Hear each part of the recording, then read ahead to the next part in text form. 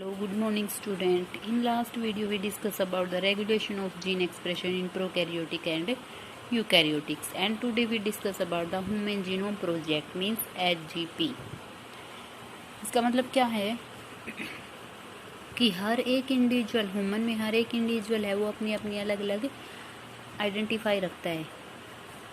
किसके कारण होता है ये सब? उसके जेनेटिक मेकअप के मीन्स जेनेटिक मेकअप मीन्स जो जीन्स की अरेंजमेंट होती है, जेनेटिक बेस पेयर्स की, जीन्स के अंदर बेस पेयर की जो अरेंजमेंट होती है वो जेनेटिक मेकअप होता है। उन बेस पेयर के अकॉर्डिंग ही हर एक इंडिविजुअल एक दूसरे से डिफ्रेंशिएट है।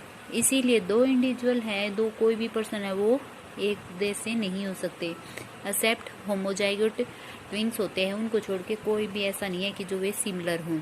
उनके अंदर अलग अलग डिफरेंसेस होते हैं और उनके जेनेटिक बेसिस पे डिफरेंस होते ही होते हैं, लेकिन अपीयरेंस में भी होते हैं। अगर कुछ ट्रैक्स के डिफरेंस हो जाते हैं दो इंडिविजुअल, वे क्या होते हैं? मॉलिक्यूलर लेवल पे होते हैं। और वो डिफरेंस क्या होते हैं? न्यूक्लियोटाइड, डीएनए की जो न्यूक्लियोटाइड सीक्वेंस है उसके ऊपर डिपेंड करते हैं। ये साइंटिफिक मैप है जिसमें ह्यूमन जीनोम है और जो कि एक जीनोमिक्स में एग्जिस्ट करता है। ह्यूमन जीनोम के बारे में हम जीनोमिक्स में स्टडी करते हैं।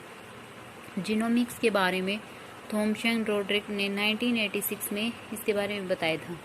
एक साइंटिफिक डिसिप्लिन है जिसमें मैपिंग, सीक्वेंसिंग और एनालिसिस जीनोम होता है। मतलब कि जीन की मैप किया जाता है, उनको सीक्वेंस किया जाता है और फिर उनका एनालिसिस किया जाता है, जो कि एच विटले ने 1920 में इसके बारे में बताया था। इसने इसके टाइम पे एक्स्ट्रा क्रोमोजोमल जो जीन्स ऑर्गेनिज्म में प्रेजेंट होते हैं उनके बारे में भी डिस्कस किया था।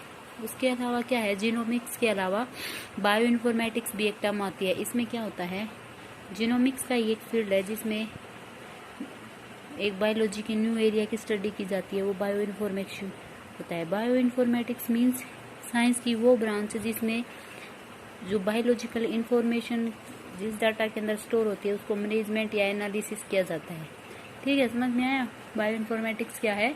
बायोलॉजिकल इंफॉर्मेशन जो डाटा स्टोर होता है उसकी एनालिसिस और मैनेजमेंट बायो इन्फॉर्मेटिक्स के थ्रू की जाती है। बायो इन्फॉर्मेटिक्स के अलावा भी इसके अंदर और टर्म है, जेनेटिक इंजीनियरिंग टेक्निक है, इंट्रोडक्शन ऑफ ऑटोमेटेड प्रोटीन है, डीएनए सीक्वेंसिंग टेक्नोलॉजी है। ये सब क्या है? जीन के बेसिस पे हम जीन्स को आइडेंटिफाई करने के लिए ये प्रोसेस यूज की जाती है। उसके बाद में क्या होता है? कंप्यूटर में इस डाटा को स्टोर कर लिया जाता है ताकि वो इजीली एसेस किया जाए। इन 1980s में क्या था कि किसी को आइसोलेट और क्लोन करके डीएनए के पीस को, उसके डीएनए की सीक्वेंस को आइडेंटिफाई कर सकते हैं। इसमें क्या है? इस प्रोजेक्ट में ह्यूमन जीनोम सीक्वेंसिंग की जाती है जो लॉन्च किया गया human genome project. Human genome project क्या है? एक इंटरनेशनल एफर्ट है जो 1990 में स्टार्ट किया गया था, जो कि मॉलिक्यूलर बायोलॉजिस्ट ने ह्यूमन के जीनोम को मैप किया पहले, तो फिर उसके न्यूक्लियोटाइड सीक्वेंस जो डीएनए है क्रोमोसोम्स को वो लिया। और ह्यूमन जीनोम कंसिस्ट क्या किया? अप्रोक्सीमेटली 3 बिलियन बेस पेयर, और उसमें एक सिंगल बेस पेयर रिक्वायर्ड हुआ। ठीक है, और 9 बिलियन यूएसए डॉलर इसके मतलब इन्वेस्ट किया गया इसके इस सब प्रोसेस के लिए। इसके अंदर क्या है?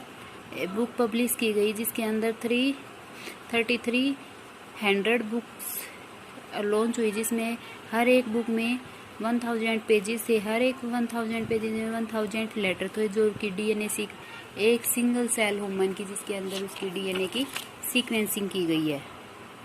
1 अक्टूबर 1990 को यूएस डिपार्टमेंट ऑफ एनर्जी ने इसके बारे में ह्यूमन जीनोम प्रोजेक्ट को लॉन्च कर दिया था, और एक नेशनल इंस्टीट्यूट ऑफ हेल्थ थी। ठीक है, और उसमें कुछ अदर कंट्री भी इंक्लूड थी जैसे जापान, फ्रांस, जर्मनी और चाइना। इसके बाद में ह्यूमन जीनोम प्रोजेक्ट का गोल क्या है?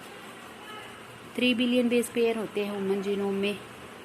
क्या है? वो आइडेंटिफाई करते हैं और डिटरमाइन करते हैं फंक्शन को। 20,000 से 25,000 जीन एक ह्यूमन डीएनए प्रेजेंट होता है, और जो डीएनए आइडेंटिफाई किया जाता है या जो स्पेसिफिक जीन होता है या जेनेटिक डिसऑर्डर है वो किसके बेसिस पे किया जाएगा? एक स्पेसिफिक जीन के बेसिस पे।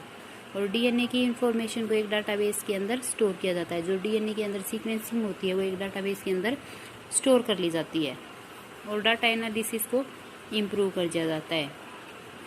क्या होता है, एक ट्रांसफ़र टेक्नोलॉजी होती है, अदर सेक्टर में और इंडस्ट्री में भी यूज किया जाता है। एक एड्रेस पॉसिबल इथिकल, लीगल और सोशल इशू प्रोवाइड करता है। एलाइजा एक प्रोसेस होती है जिसमें इसको यूज किया जाता है, एक प्रोजेक्ट है।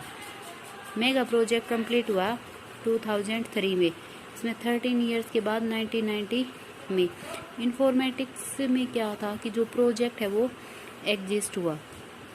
जो इन्फॉर्मेशन डीएनए वेरिएशन के अमोंग आई थी वो डायग्नोसिस हुई, उसके बाद में ह्यूमन जेनेटिक डिसऑर्डर कोज हुआ, उसकी ट्रीटमेंट हुई। ठीक है, ह्यूमन जीनोम डिसऑर्डर, जो ह्यूमन जीनोम प्रोजेक्ट के बारे में डिस्कस होने के बाद ही ह्यूमन जेनेटिक डिसऑर्डर के बारे में डिस्कस हो गया था। उसके बाद में कुछ बेनिफिशियल इफेक्ट हैं जो ह्यूमन जीन में, इसमें क्या है, सीक्वेंसिंग, जो नॉन ह्यूमन ऑर्गेनिज्म है जैसे कि बैक्टीरिया, यीस्ट, एल्गिन्स, ड्रोसोफिला, प्लांट्स, इन सब की भी सीक्वेंसिंग कर दी गई।